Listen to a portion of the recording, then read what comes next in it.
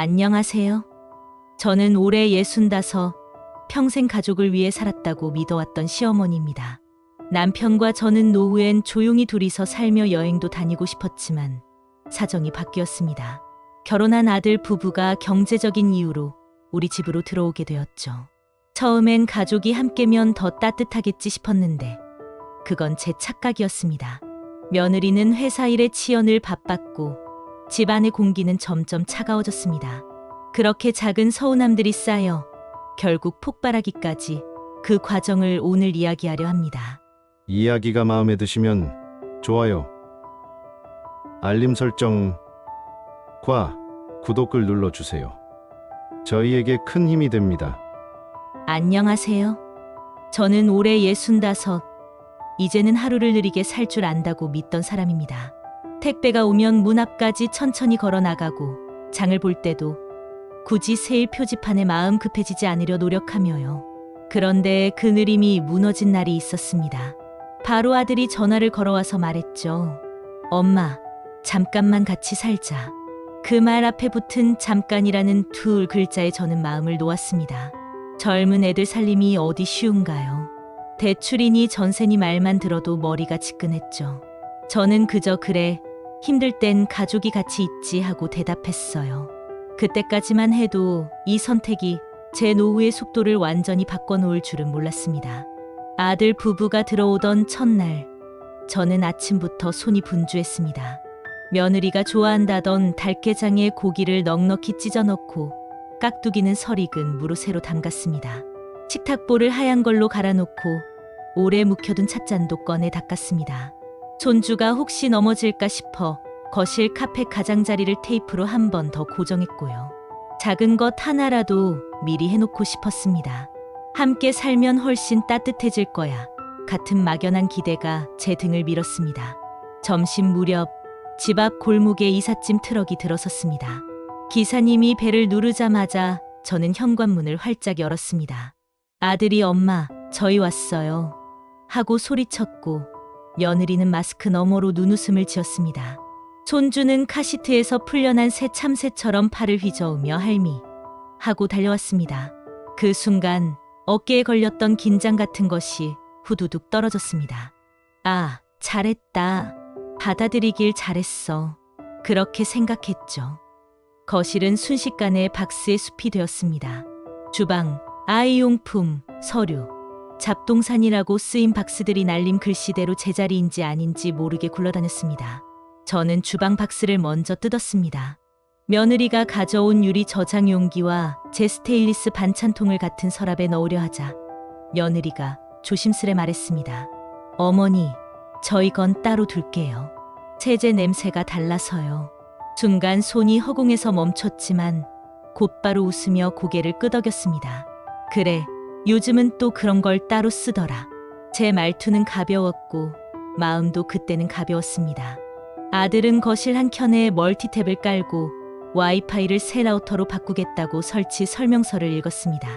엄마, 이거 바꾸면 속도 빨라요. 저는 내가 인터넷 속도를 어디에 쓰나 하고 생각했지만 아들이 뭔가 열심히 하는 모습이 보기 좋아 그래. 너 하고 싶은 대로 해 하고 말했습니다. 남편은 트럭 기사님들과 함께 장롱을 들여오느라 땀을 뻘뻘 흘렸죠. 등 뒤로 뻗은 힘줄이 보기 안쓰러워 얼음물과 수건을 내줬더니 남편이 역시 집주인은 다르네 하고 농담을 던졌습니다. 그 말에 모두 한 번씩 웃었고 그 웃음소리가 집 천장에 가볍게 부딪혀 반짝거리는 듯했습니다. 오후가 깊어지자 집은 조금씩 형태를 갖춰갔습니다. 손주의 장난감 상자는 창가 아래 줄지어 놓였고 며느리의 책과 서류는 작은 방 선반 2칸을 차지했습니다.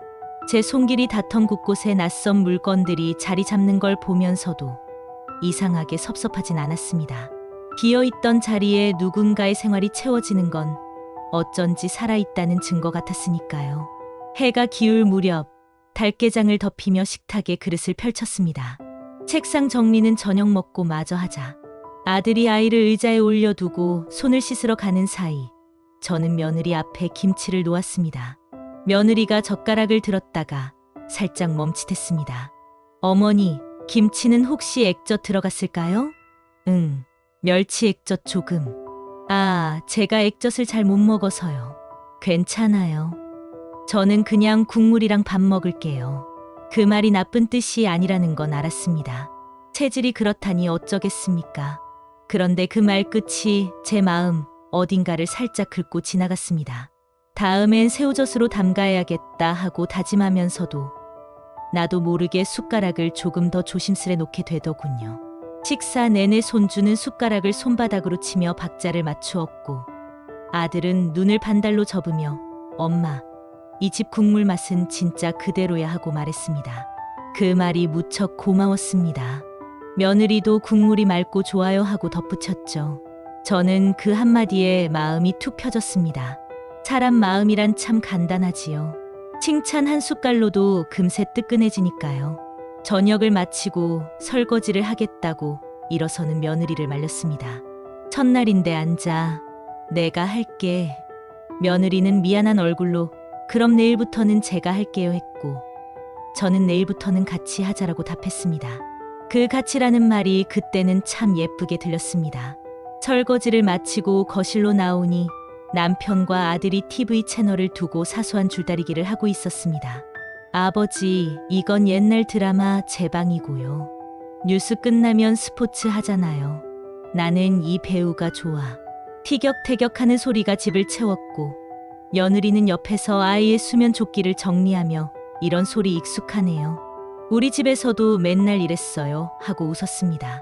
그 소리를 듣고 있자니 이 집이 두 가족의 소리가 겹쳐 하나가 되는 것 같았습니다. 그 겹침이 저는 나쁘지 않았습니다. 오히려 안도감을 줬죠. 아, 진짜 식구가 됐구나. 밤 10시가 넘어가자 며느리는 아이를 데리고 방으로 들어갔고 아들은 현관 근처 신발장을 손봤습니다. 엄마, 여기에 우리 신발 2칸만 써도 될까? 그럼 내가 정해. 말은 그렇게 했지만 제 신발을 한 켠으로 옮기며 잠깐 멈칫했습니다. 오래 신어 바닥이 다른 슬리퍼 한 켤레가 칸을 내어주고 새 것 같은 운동화가 그 자리를 채웠습니다. 별것 아닌 풍경이었지만 마음구석에서는 뭔가가 툭 하고 자리 바꿈을 하는 소리가 났습니다. 그 소리를 애써 못 들은 척했습니다. 그날 밤 모두가 잠든 후 저는 부엌등만 켜고 혼자 차 한 잔을 마셨습니다.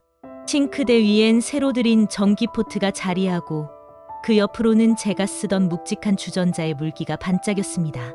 두 물건이 나란히 놓여있는 모습이 묘하게 제 삶을 닮았다는 생각이 들었습니다.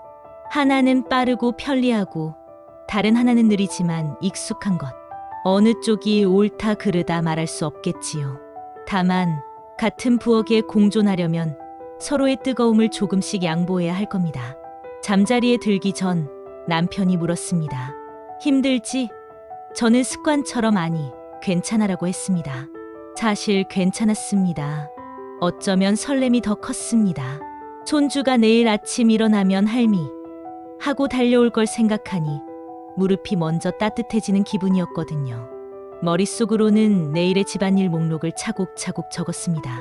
아이 이유 식용 당근을 다져놓고 며느리가 좋아한다던 곡물빵을 사와야겠다.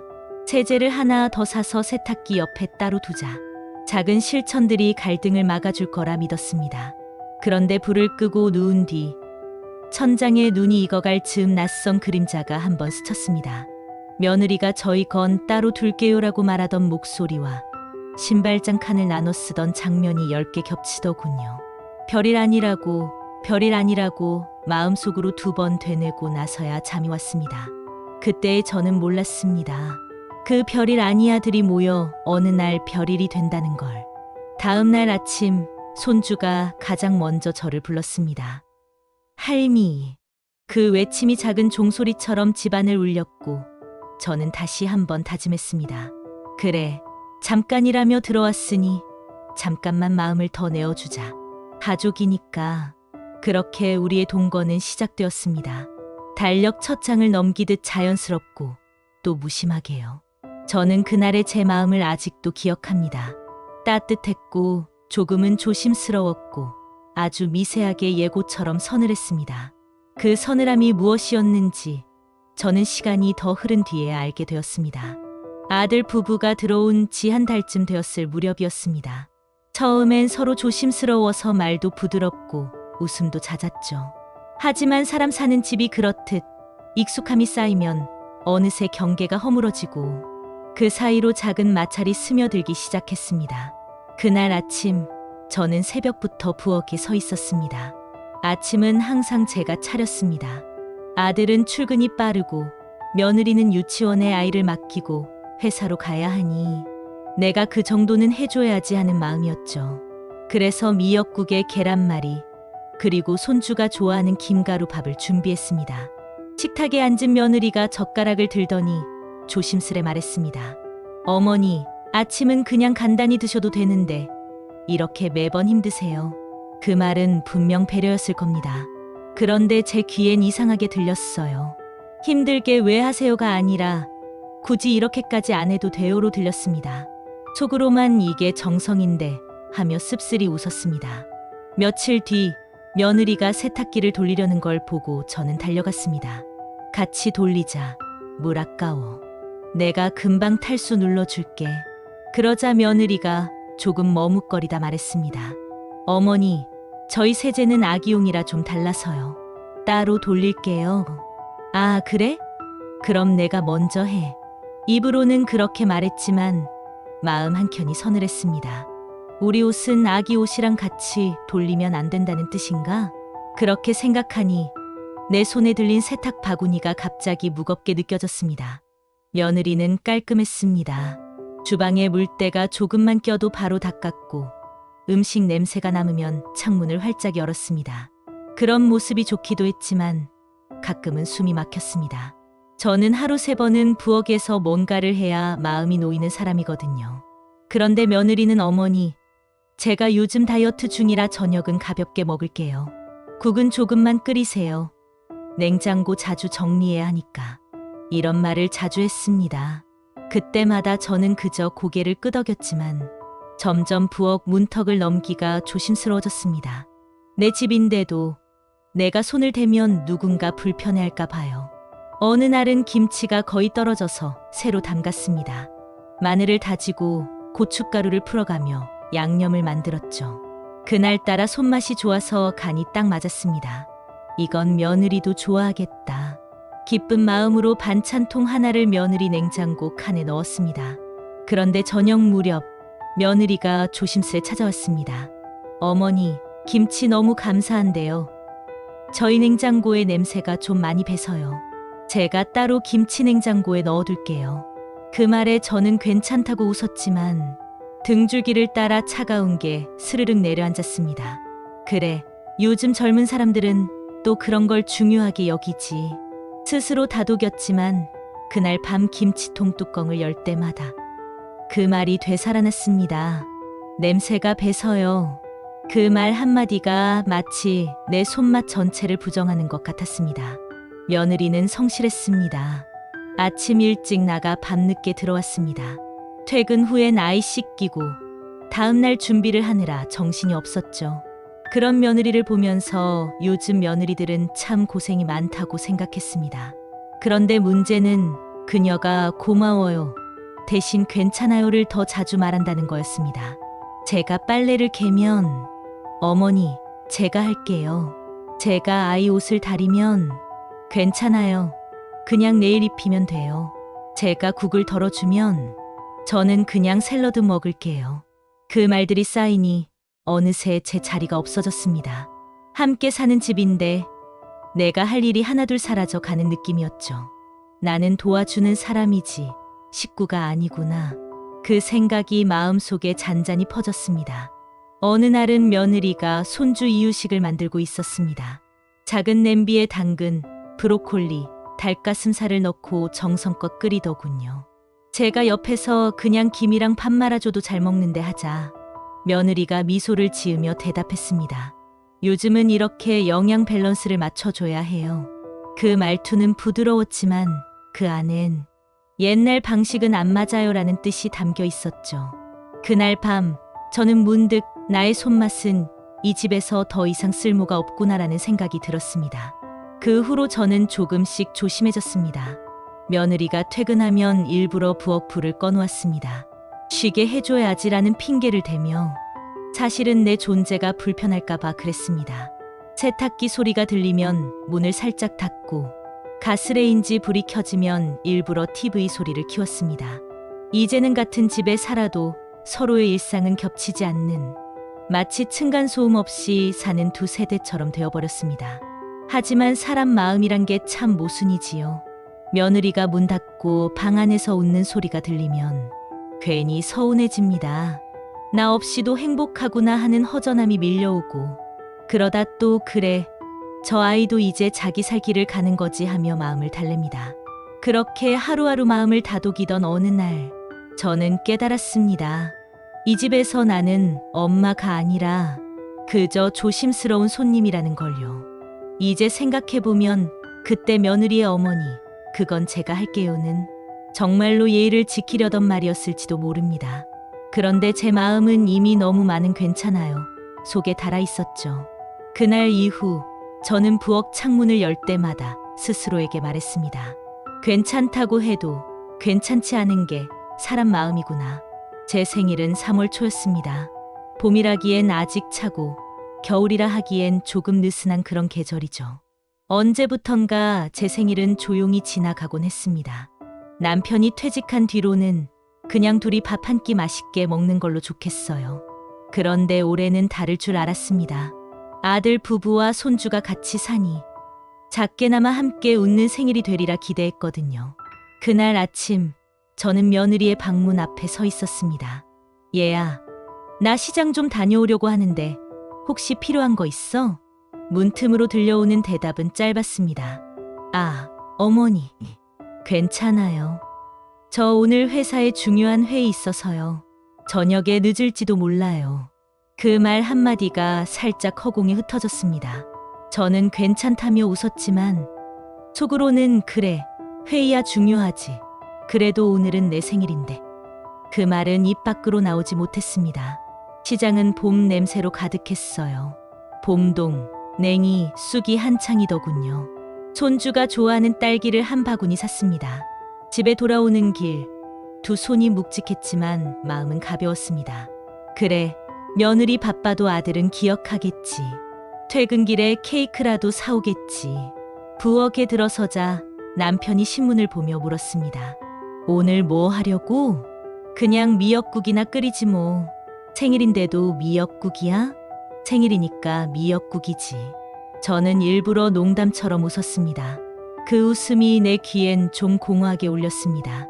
점심이 지나고 오후가 되자 부엌엔 미역국 냄새가 은근히 퍼졌습니다. 저는 조용히 상을 차렸습니다. 국 한 그릇, 잡채 한 접시, 그리고 손주 좋아하는 딸기 몇 알. 남편과 둘이 마주 앉아 식사를 시작했습니다. 남편이 젓가락을 들며 말했습니다. 그래도 오늘은 애들이 늦게라도 들어오면 같이 먹자. 저는 그럼요, 그러자 하며 고개를 끄덕였지만 그때 이미 저는 어느 정도 알고 있었습니다. 오늘 그 애들은 아마 오지 않을 거라는 걸요. 저녁 8시가 넘어서야 현관문이 열렸습니다. 아들이 피곤한 얼굴로 들어왔습니다. 손엔 조그만 케이크 상자가 들려 있었죠. 엄마, 생일 축하해요. 늦어서 죄송해요. 괜찮아. 그래도 기억해줘서 고맙지. 저는 정말로 고마웠습니다. 그런데 그 순간 뒤따라 들어올 줄 알았던 며느리의 모습은 없었습니다. 영영이는 오늘 야근이에요.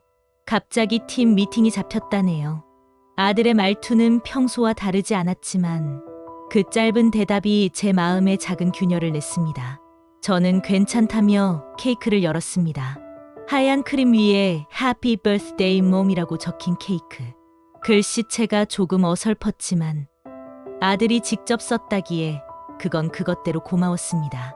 그런데 다음 날 아침 우연히 며느리의 SNS를 보게 되었습니다. 그녀의 피드에는 반짝이는 초가 세워진 케이크가 그 위에 우리 엄마 생신 축하드려요 라는 문구와 함께 올라와 있었습니다. 사진 속 며느리는 친정 식구들과 웃고 있었습니다. 손에 와인잔을 들고 눈이 반달처럼 휘어져 있었죠. 그 장면이 제 마음을 콱 짓눌렀습니다. 그럼 어제 야근은? 순간 손이 떨렸습니다. 남편에게 말하려다 그만뒀습니다. 괜히 싸움 될 게 뻔했거든요. 요즘 애들은 다 그런가 봐. 남편은 늘 그렇게 넘겼습니다. 그 말이 더 서운했습니다. 내가 예민한 게 아니라 정말로 나 혼자만 뒤로 밀려나 있는 기분이었거든요. 그날 오후 며느리가 퇴근 후 들어오며 말했습니다. 어머니, 어제 늦어서 죄송했어요. 내일은 제가 미역국 끓여드릴게요. 그 말이 얼마나 허무하게 들렸는지 몰라요. 이미 식탁 위엔 식은 국이 덩그러니 남아 있었거든요. 저는 억지로 웃으며 괜찮아, 다 지났어.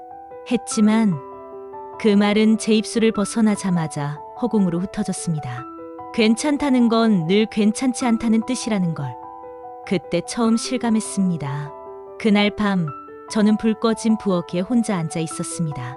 식탁 위엔 케이크 상자가 아직 그대로 있었죠. 아들이 가져온 케이크는 반쯤 남아 있었습니다. 그걸 포크로 천천히 떠먹었습니다. 달콤한 크림이 입안에서 녹았지만 이상하게도 목으로 잘 넘어가지 않았습니다. 나도 누군가의 생일에 초를 꽂아줬던 사람인데 이젠 내 생일엔 누가 초를 꽂아주지도 않는구나. 그렇게 생각하니 갑자기 눈물이 핑 돌았습니다. 하지만 울면 지는 것 같아서 그냥 딸기 하나를 입에 넣었습니다. 새콤한 맛이 입안에 번졌지만 그마저도 외로웠습니다. 다음 날 아침 며느리가 아침 식탁에 나왔습니다. 어머니, 오늘은 제가 도시락 쌀게요. 그래, 그래라. 짧은 대화 뒤엔 늘 긴 침묵이 따라왔습니다. 그녀가 나가고 나서 부엌에 혼자 남으니 그제야 제 생일이 정말 끝난 것 같았습니다. 그날 이후로 저는 이상하게 손주가 할머니, 내 생일은 언제야?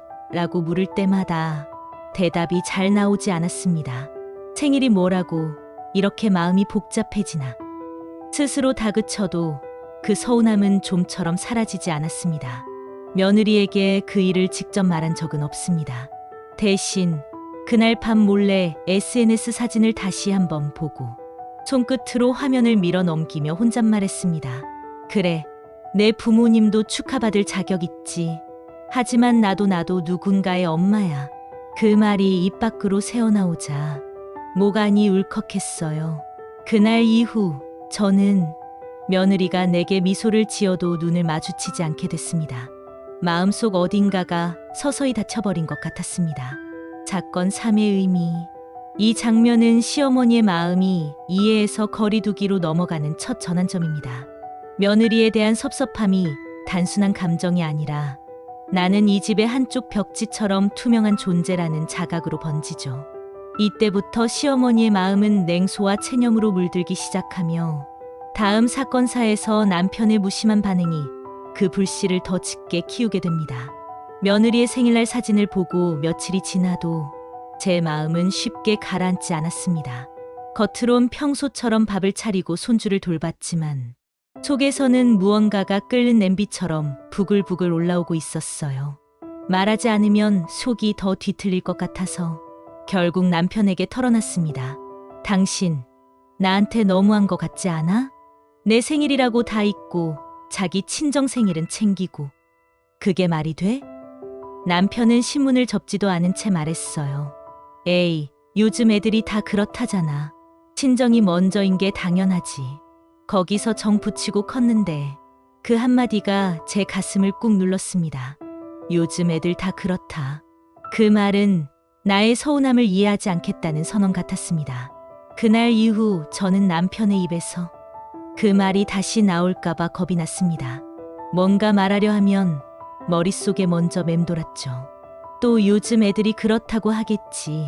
그 말이 꼭 주문처럼 내 마음을 꽁꽁 묶었습니다. 어느 저녁 며느리가 늦게 들어와 식탁 위에 반찬 몇 가지를 올려놓더군요. 어머니, 오늘은 제가 했어요. 된장은 회사 동료가 직접 담근 거래요. 그런데 이상하게 그날은 그 친절함조차 부담스럽게 느껴졌습니다. 그래, 잘했네. 짧게 대답하고는 젓가락을 들었지만 입맛이 돌지 않았어요. 음식이 입안에서 모래처럼 뻑뻑했습니다. 남편은 옆에서 며느리에게 된장 냄새가 고소하네. 요즘은 이런 맛내기 힘든데 하며 웃었어요. 그 웃음 속엔 제 손맛에 대한 그리움도 배려도 없었습니다. 그날 밤 저는 남편에게 말했습니다. 당신, 내 국에는 요즘 짜다고 하더니 며느리 된장엔 고소하다고 하네? 남편은 허허 웃으며 대답했죠. 당신이야 오래 해왔으니까 익숙한 맛이지. 이건 또 다른 맛이잖아. 괜히 서운해하지 마. 그 말이 얼마나 가볍게 들리던지요. 서운함이 아니라 무시당한 기분이었습니다. 나도 사람인데 왜 내 마음은 괜히가 되지? 그 질문이 머릿속을 떠나지 않았습니다. 며칠 후 아들이 퇴근하며 말했습니다. 엄마, 아빠는 내일 친구들 만나러 간다네요. 점심은 저희끼리 먹을게요. 저는 아무렇지 않은 척 그래, 다녀와. 했지만 그날따라 집이 참 넓게 느껴졌습니다. 식탁도, 부엌도, 소파도 전부 제 편이 아닌 것 같았어요. TV를 켰지만 화면의 소리가 귀에 들어오지 않았습니다. 그 다음 날 남편이 외출하고 나서 저는 손주랑 둘이 놀고 있었습니다. 그때 며느리가 현관에 들어서더니 휴대폰을 귀에 대고 말했어요. 엄마, 이번 주에 외식은 어디로 할까? 아빠도 회 드시고 싶다고 하셨지? 그 말을 듣는 순간 속에서 뭔가 뚝 하고 부러지는 소리가 들렸습니다. 며느리의 엄마라는 단어가 이상하리만치 또렷하게 귀에 박혔어요. 그 엄마는 내게 향하지 않는 단어였죠. 그녀는 통화를 마치고 저를 향해 미소를 지으며 말했습니다. 어머니, 저녁에 혹시 뭐 필요하신 거 있으세요? 저는 대답 대신 웃었습니다. 그 웃음이 내 얼굴에 얼마나 어색하게 걸렸는지 나 스스로도 알 수 있었어요. 그날 밤 남편이 들어와 물었습니다. 오늘 하루 어땠어? 그냥 그렇지 뭐. 또 무슨 일 있었어? 없어. 그럼 왜 표정이 그래? 그냥 안에는 너무 많은 말이 들어 있었지만 그는 그걸 몰랐습니다. 아니, 알고 싶지 않았을 겁니다. 잠시 침묵이 흐르더니 남편이 담배를 찾으며 말했습니다. 요즘 애들이 다 그렇다니까. 너무 신경 쓰지 마. 그 순간 제 안에 무언가가 확 무너졌습니다. 마치 오래된 벽지가 스스로 벗겨지듯 그동안 눌러두었던 감정들이 하나씩 떨어져 나갔어요. 요즘 애들이 그렇다는 말은 결국 너는 이해받을 자격이 없다는 말이었습니다. 나는 이제 더 이상 세대 차이라는 이름으로 내 감정을 묻어두고 싶지 않았습니다. 그날 밤 남편이 코를 골며 잠든 옆에서 저는 조용히 눈을 떴습니다. 시계 초침 소리가 유난히 크게 들렸습니다. 이 사람은 평생 나랑 살았지만 단 한 번도 내 편이 아니었구나. 그 생각이 떠오르자 가슴 한쪽이 쿵 내려앉았습니다. 눈을 감으려 해도 잠이 오지 않았습니다. 천장을 바라보다가 문득 이런 생각이 들었어요. 같은 집에 살아도 마음의 거리라는 게 있구나. 다음 날 아침 남편은 평소처럼 신문을 펼쳤습니다. 저는 부엌에서 조용히 물을 끓이고 있었습니다. 주전자에서 피어오르는 김이 하얗게 흩어졌습니다. 그 김 사이로 내 마음도 서서히 사라지는 것 같았습니다. 그날부터 저는 말이 줄었습니다. 대답도 짧아지고 웃음도 사라졌습니다. 요즘 애들이 그렇다는 말이 머릿속에서 맴돌 때마다 마음속에서는 이렇게 되뇌었죠. 그래, 요즘 애들은 그렇다 치자. 그럼 나는 어떤 사람으로 남아야 하지? 손주의 돌잔치 날이 다가왔습니다. 처음 그 소식을 들었을 때 저는 진심으로 기뻤어요. 벌써 돌이야? 세월이 참 빠르다. 손주가 태어났을 때 손가락도 제대로 못 펴던 그 아이가 이제 제 손을 잡고 걷는다니 그 사실만으로도 마음이 벅찼습니다. 며느리가 돌잔치 장소를 예약했다며 말했죠. 어머니, 저희 이번에 작은 뷔페로 했어요. 요즘엔 집에서 안 하고 이렇게 해요. 저는 그래야지. 요즘은 다 그렇게 하더라. 하며 웃었습니다. 하지만 속으로는 조금 아쉬웠습니다. 예전 같으면 집 안가득 풍선 붙이고 손수 미역국 끓이고 밥상을 차려야 돌잔치 같았거든요. 행사 당일 아침부터 분주했습니다. 저는 손주에게 입힐 한복을 다려놓고 작은 금팔찌도 준비했습니다. 이거는 내 할머니가 너 태어났을 때부터 생각해둔 거야. 그 말을 전할 순간을 상상하니 괜히 눈가가 붉어졌습니다. 점심 무렵 아들과 며느리가 행사장으로 가자고 했습니다. 어머니, 저희 차로 같이 가요. 며느리는 바쁘게 카시트를 정리하며 말했죠. 그녀의 표정에는 설렘보다 긴장감이 더 많았습니다. 저는 혹시나 도와줄 게 있을까 싶어 물었습니다. 도와줄 거 없니? 괜찮아요, 어머니. 스튜디오랑 다 얘기 끝났어요. 그 말에 저는 단지 고개를 끄덕였을 뿐이었습니다. 행사장에 도착하니 이미 많은 사람들이 와 있었습니다. 며느리의 친정 식구들이 밝은 목소리로 인사하며 이곳저곳을 돌아다니고 있었어요. 저는 안녕하세요 인사했지만 누군가 내 손을 꼭 잡아주는 사람은 없었습니다.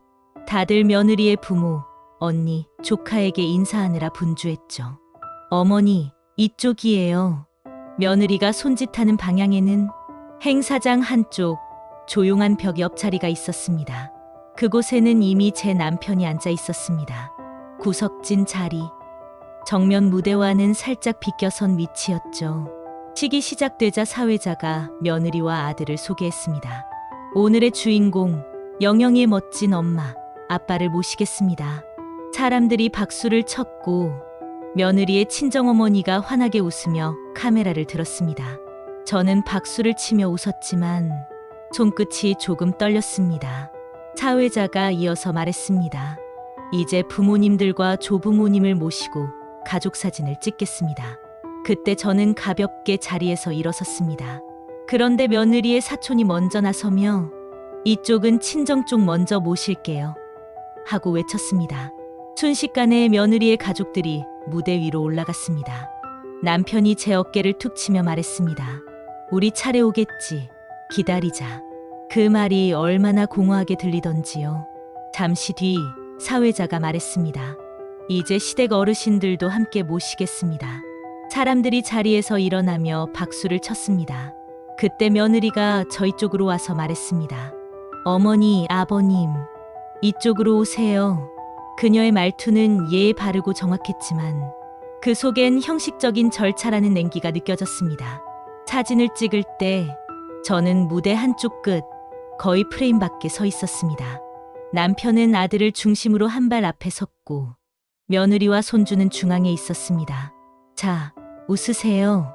카메라 플래시가 터지는 순간 저는 본능적으로 미소를 지었지만 눈앞이 약간 흐려졌습니다. 그 웃음이 진심인지 그냥 예였는지 저도 모르겠더군요. 사진이 끝나고 자리에 돌아오자 며느리의 언니가 와서 말했습니다. 어머니, 음식 부족하면 말씀하세요. 그 말이 친절하긴 했지만 그녀의 시선은 이미 다른 곳을 향하고 있었습니다. 저는 웃으며 괜찮아요. 했지만 속으론 계속 마음이 쪼그라들었습니다. 식탁 위엔 음식이 가득했지만 젓가락이 손에 잘 잡히지 않았습니다. 남편은 옆자리에서 음식 괜찮네 하며 밥을 퍼먹었고 아들은 여기저기 인사하느라 자리를 비웠습니다. 그 사이 며느리는 사회자와 함께 행사 진행에 몰두하고 있었습니다. 그 순간 문득 내가 이 집의 어른이 아니라 그냥 초대받은 손님 같다는 생각이 들었습니다. 아니, 손님보다도 덜한 존재 같았죠. 손님은 그래도 주인이 챙겨주는 법인데 여기선 그마저도 없었으니까요. 행사가 끝나고 사람들은 사진을 보며 웃었습니다. 역시 친정엄마가 젊어 보이신다. 며느리 닮았네요. 그 웃음소리가 내 귀를 스치며 자꾸 멀어졌습니다.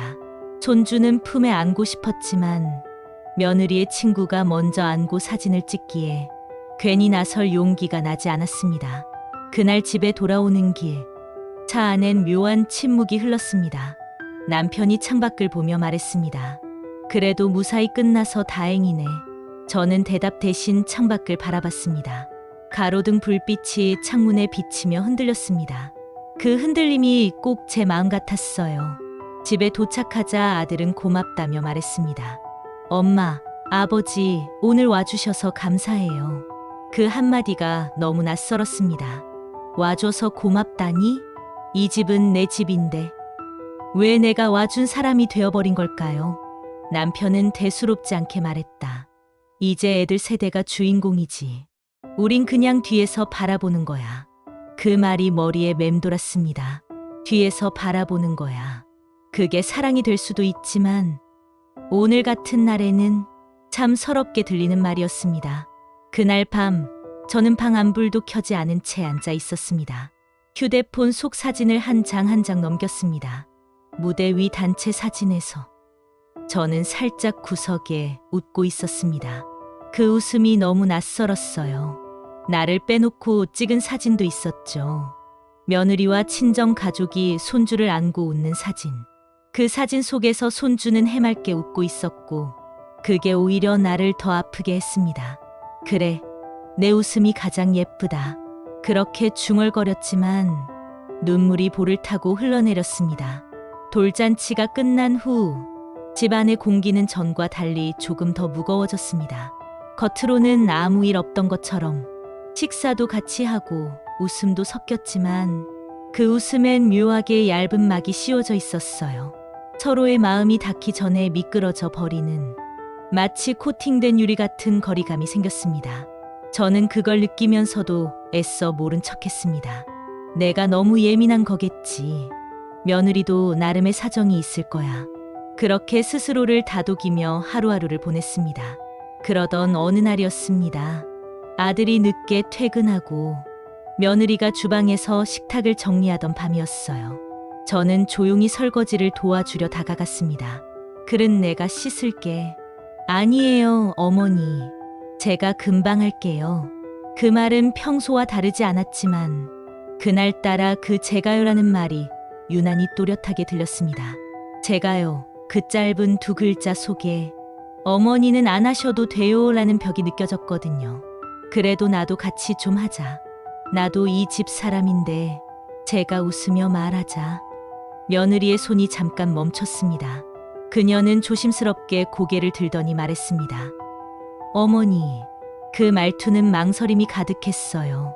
저 사실 요즘 조금 불편해요. 그 한마디에 제 손에 들린 수세미가 그대로 멈췄습니다. 불편해?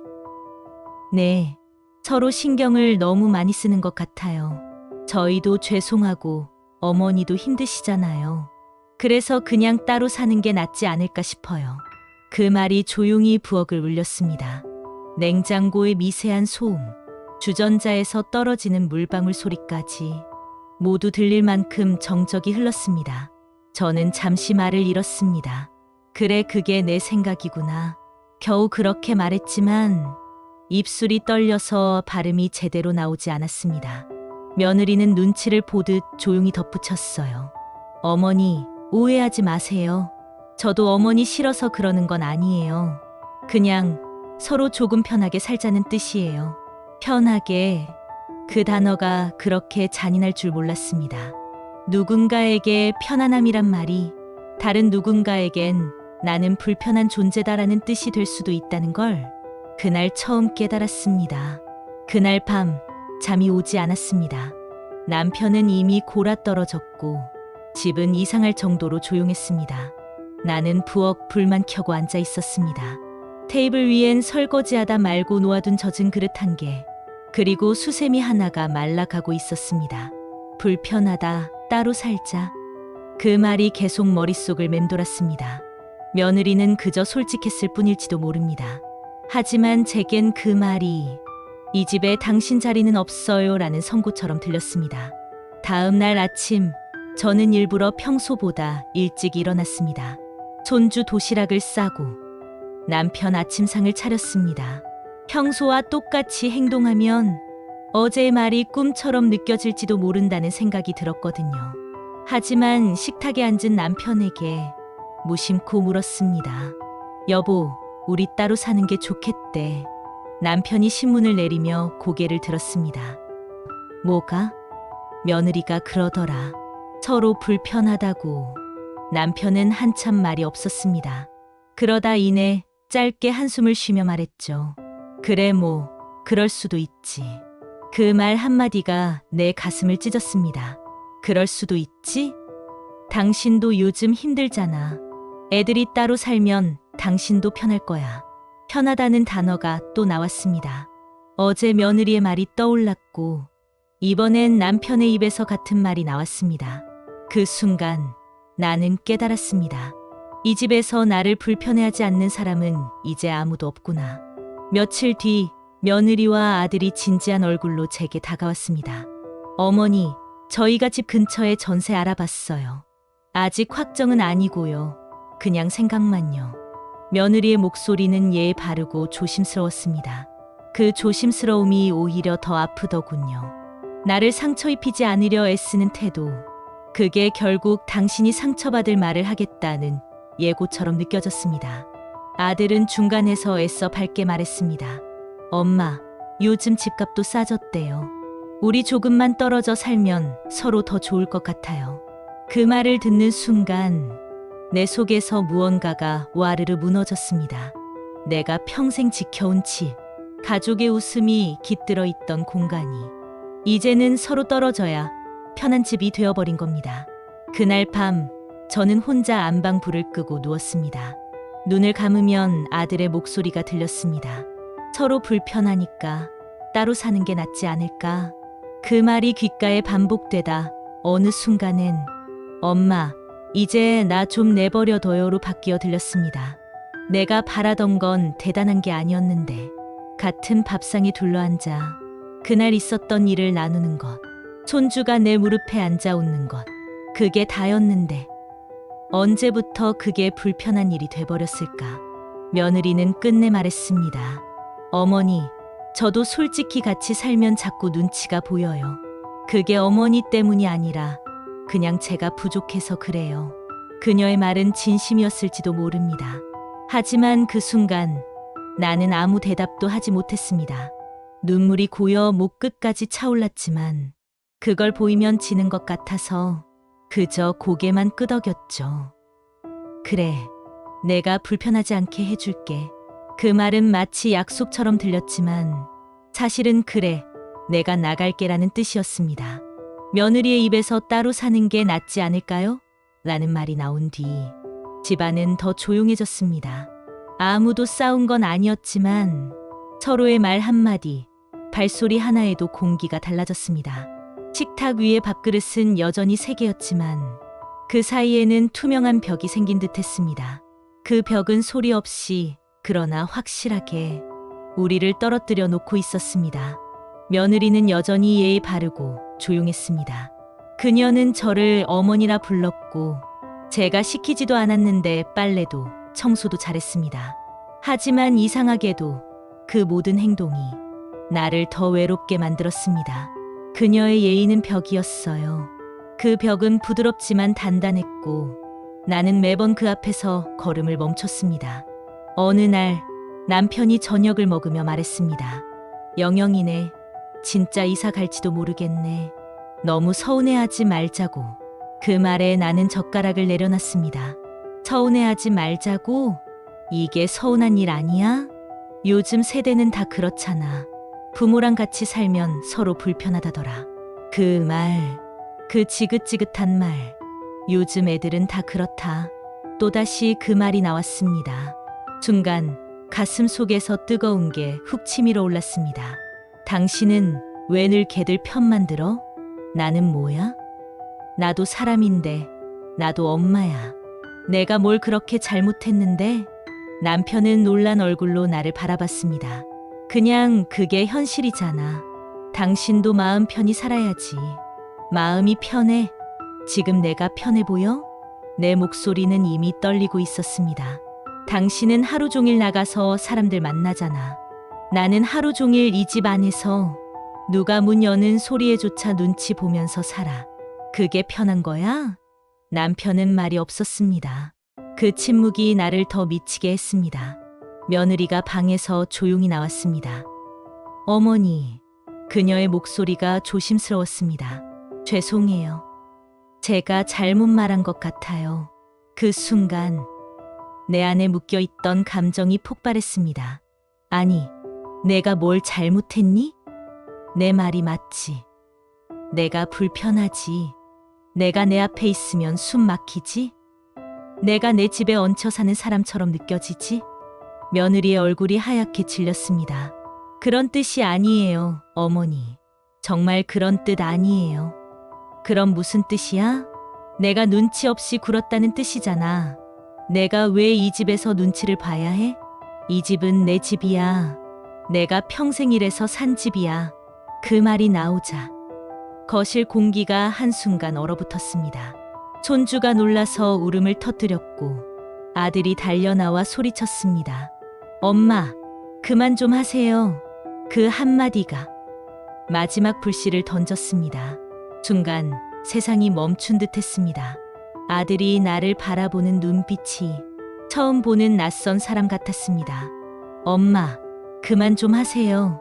그 말은 엄마, 이제 그만 귀찮게 하세요. 처럼 들렸습니다. 내가 언제 이렇게 된 걸까? 아들을 낳고 키우고 학교 앞에서 도시락 들고 기다리던 그 세월이 이 한마디로 다 무너지는 기분이었습니다. 나는 더 이상 아무 말도 할 수 없었습니다. 그냥 숨이 막혀서 울음조차 나오지 않았습니다. 그날 밤 나는 방문을 닫고 혼자 앉았습니다. 밖에서는 손주가 울고 며느리가 괜찮아, 괜찮아 하며 달래는 소리가 들렸습니다. 그 소리가 내 귀엔 내가 그 집에서 완전히 밀려나고 있다는 신호처럼 들렸습니다. 남편이 조심스레 문을 열었습니다. 그만하자. 응? 당신 너무 예민해. 그 말에 나는 조용히 고개를 돌렸습니다. 예민하다고? 이 집에서 예민하지 않으면 내가 사람이야? 나더러 그냥 공기처럼 있으라는 거잖아. 남편은 아무 대답도 못했습니다. 그저 문을 닫고 나갔습니다. 그날 밤 나는 불 꺼진 거실에 앉아 있었습니다. 낡은 커튼 사이로 가로등 불빛이 스며들었습니다. 그 불빛 아래서 나는 조용히 중얼거렸습니다. 그래, 나가자. 이제 정말 나가야겠다. 눈물이 한참 동안 흘러내렸습니다. 그 눈물은 분노도 슬픔도 아닌 마지막 남은 체념이었습니다. 다음 날 아침 나는 말없이 청소기를 돌렸습니다. 그리고 오래된 찬장문을 열어 내가 아끼던 찻잔을 하나 꺼냈습니다. 그 찻잔은 며느리 결혼식 때 선물로 받은 거였죠. 같은 가족이니까 서로 챙겨요. 그녀가 그렇게 말하며 웃던 얼굴이 떠올랐습니다. 그 웃음은 이제 어디에도 없었습니다. 그날 이후 집 안은 말이 사라졌습니다. 누구도 먼저 말을 걸지 않았고 서로의 발소리에 반응하던 시간도 끝났습니다. 식탁 위엔 국한 냄비가 남겨져 있었고 그 국물처럼 우리의 관계도 식어 있었습니다. 며느리는 여전히 예의 바르게 다녀오겠습니다라고 말했지만 그 말 속엔 이제 온기가 없었습니다. 아들은 나를 피하듯 회사로 향했고 남편은 신문만 보았습니다. 말없이 흘러가는 며칠 동안 나는 매일 밤 부엌 불을 켜고 혼자 앉았습니다. 찬장에 놓인 찻잔을 바라보다가 내가 이 집에서 언제부터 이렇게 조용히 숨 쉬며 살아야 했을까? 그 생각만 반복했습니다. 그 주말 남편에게 조용히 말을 꺼냈습니다. 여보, 우리 이 집 팔자. 남편이 신문을 내리며 놀란 얼굴로 물었습니다. 뭐라고? 이 집 팔고 작은 빌라로 가자.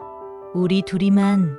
그는 한동안 나를 바라보다가 길게 한숨을 쉬었습니다. 갑자기 왜 그래? 감정적으로 그러지 말고. 감정적으로가 아니라 현실적으로 그래. 이젠 나도 내 노후를 살고 싶어. 내 목소리는 떨리지 않았습니다. 분노도 서운함도 아니었어요. 그냥 다 타버린 뒤에 제 같은 평온함이었습니다. 남편은 잠시 말을 잃더니 조용히 커피잔을 들었습니다. 그리고 중얼거렸습니다. 그래, 그게 당신 마음이면 그렇게 하자. 그 말 한마디에 눈물이 핑 돌았습니다. 하지만 울지 않았습니다. 이젠 눈물조차 사치라는 생각이 들었거든요. 그날 밤 나는 결심했습니다. 내일 부동산에 전화하자. 그리고 아들에게 말하자. 이제 너희와 따로 살겠다고. 하지만 막상 그 말을 하려니 심장이 덜컥 내려앉았습니다. 그동안의 세월이 주마등처럼 스쳤습니다. 아들이 처음 걸음마를 떼던 날, 며느리가 처음 우리 집 문을 열던 날, 손주가 내 품에서 잠들던 날, 모두 내 안에서 따뜻한 장면으로 남아 있었습니다. 그래서 더 힘들었습니다. 다음 날 아침, 식탁에 앉은 아들과 며느리를 바라보며 말했습니다. 얘들아, 나랑 아버지는 따로 나가서 살기로 했다. 그들은 놀란 얼굴로 나를 바라봤습니다. 어머니, 무슨 말씀이세요? 갑자기 왜요? 며느리의 목소리는 놀람과 미안함이 섞여 있었습니다. 너희가 불편하다고 했잖아. 나도 이제 불편한 건 싫어. 이제 우리 서로 편하게 살자. 아들은 황급히 말했습니다. 엄마, 그런 뜻이 아니었어요. 그때는 그냥 제가 너무 바빠서. 나는 고개를 저었습니다. 아니, 맞는 말이었어. 사람이 같이 살다 보면 누군가 한쪽은 항상 참고 살아야 하거든. 이젠 내가 그걸 내려놓으려는 거야. 며느리는 눈시울을 붉히며 말했습니다. 죄송해요, 어머니. 제가 잘했어야 했는데 괜찮아. 나는 조용히 웃었습니다. 이게 다 과정이지. 나도 어릴 땐 내 친정이 더 좋았어. 너도 내 집처럼 편한 데가 필요하지. 그 말을 하면서도 마음 한켠이 시리게 아팠습니다. 하지만 이상하게도 그 아픔 속에 묘한 평화가 함께 있었습니다. 며칠 뒤 부동산에서 전화를 받았습니다. 어머님, 집 금방 나갔어요. 요즘 이런 매물 귀하거든요. 그 말을 듣는 순간 가슴 속에서 무언가 턱하고 막히더군요. 이 집은 단순한 집이 아니었어요. 아들이 첫 월급으로 사온 밥솥이 있고, 며느리가 처음 들어와 정리하던 주방이 있고, 손주가 처음 걸었던 복도가 있던 곳이었죠. 하지만 이제 그 모든 게 추억이라는 이름으로만 남게 됐습니다. 이삿날 아침, 박스가 하나둘 쌓였습니다. 남편은 묵묵히 짐을 옮겼고 아들은 내 손을 꼭 잡았습니다. 엄마, 진짜 이렇게까지 안 해도 돼요. 괜찮아. 이제 너도 내 가정 꾸리고 나는 내 인생 살아야지. 그 말이 내 입에서 자연스럽게 나왔습니다. 정말 그렇게 믿고 싶었거든요. 이사한 집은 작고 조용했습니다. 창문을 열면 산이 보이고 새소리가 들렸습니다. 부엌엔 오래된 주전자 하나와 찻잔 2개가 놓여 있었습니다. 남편이 묻습니다. 이젠 좀 편해? 나는 잠시 창밖을 바라보다가 대답했습니다. 응, 이제 좀 편해. 그 말 속에는 해방감과 허전함이 함께 섞여 있었습니다. 며칠 뒤 문득 휴대폰을 열었습니다. 손주 사진이 뜨더군요. 며느리가 단체 채팅방에 보낸 사진이었습니다. 손주가 유치원에서 만든 종이꽃을 들고 웃고 있었습니다. 그 밑엔 이렇게 적혀 있었어요. 할머니, 보고 싶어요. 그 한 문장에 그동안 참았던 눈물이 와락 터져 나왔습니다. 그래, 나도 보고 싶다. 근데 이제는 서로 그리워할 만큼의 거리가 생긴 게 나쁘지만은 않구나. 그날 저녁 남편과 함께 차를 마시며 말했습니다. 당신, 우리 인생도 참 길었지? 그래, 그래도 이제 진짜 우리 둘만 남았네. 나는 고개를 끄덕였습니다. 이제는 누굴 위해 사는 게 아니라 나를 위해 살아보고 싶어. 이제야 진짜 내 노후가 시작된 것 같아. 창밖엔 저녁 햇살이 들고 있었고 오랜만에 집 안이 고요했습니다. 그 고요가 더 이상 외롭지 않았습니다. 누군가 내게 묻는다면 이렇게 말할 겁니다. 가족이 함께 사는 게 좋았냐고요? 좋았어요. 하지만 함께 산다고 다 가까운 건 아니더군요. 때로는 서로의 마음이 닿기 위해선 거리가 필요하다는 걸 배웠습니다. 이제야 알겠어요. 같이 사는 게 가족이 아니라 서로의 삶을 존중해주는 게 가족이라는 걸요. 그리고 오늘 저는 제 인생의 마지막 문장을 이렇게 남깁니다. 이젠 나도 내 노후를 살고 싶다.